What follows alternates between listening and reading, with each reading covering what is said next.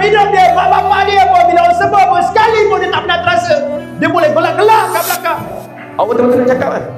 Kalau awak sekadar nak datang depan, awak nak show off diri awak, saya tak nak, awak duduk. Awak betul-betul nak cakap? Saya nak awak cakap dari hati. Faham tak? Kalau ada kawan awak gelakkan awak pun awak buat tak tahu je. Yang penting Allah tahu apa niat awak. Come on, man. Bagi tahu. Kenapa awak nak berjaya? Saya nak berjaya kerana saya nak lakukan ibu bapa saya. Sebab apa? Mereka terus saya berjaya saya. Lagi?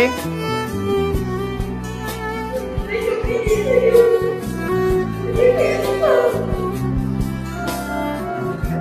Awak nak jadi anak yang baik? Awak nak banggakan mak bapak awak? Kenapa awak menangis? Ada saya suruh awak menangis? Ada suruh awak menangis? Awak nak tahu kenapa awak menangis? Kenapa awak menangis? Sebab apa?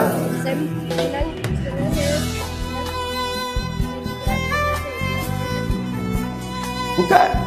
Awak menangis sebab awak ada hati yang besar. Awak ada jiwa yang besar. Ada orang dalam hidup dia, mak bapak dia pun bila orang sebut pun sekali pun dia tak pernah terasa. Dia boleh gelak-gelak kat belakang. Sebab belum tentu dia ada jiwa yang besar untuk faham. Dia tadi, Mek, kau nak berjaya sebab kau sayang diri kau. Kau sayang mak ayah. Kau nak jadi anak yang baik, Faiz. Awak ada banyak masalah tak dalam hidup? Awak dah jam berapa? Awak sayang mak bapak awak. Awak ada banyak masalah tak? Ada kan kadang-kadang awak stres, awak tertekan, betul tak? Ada tak kawan kecam awak? Tak ada. Ada tak kadang-kadang mak ayah awak bandingkan awak dengan adik-adik lain?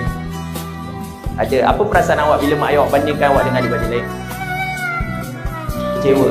Tapi awak tahu tak, mak bapak kita ni kadang-kadang kita rasa mak bapak kita tak sayang kita, abang kakak. Tapi hakikatnya mak ayah kita dia sayangkan kita dari hati dia. Cuma kadang-kadang mak ayah kita tidak diajar untuk jadi parent yang baik, macam mana mendidik anak-anak.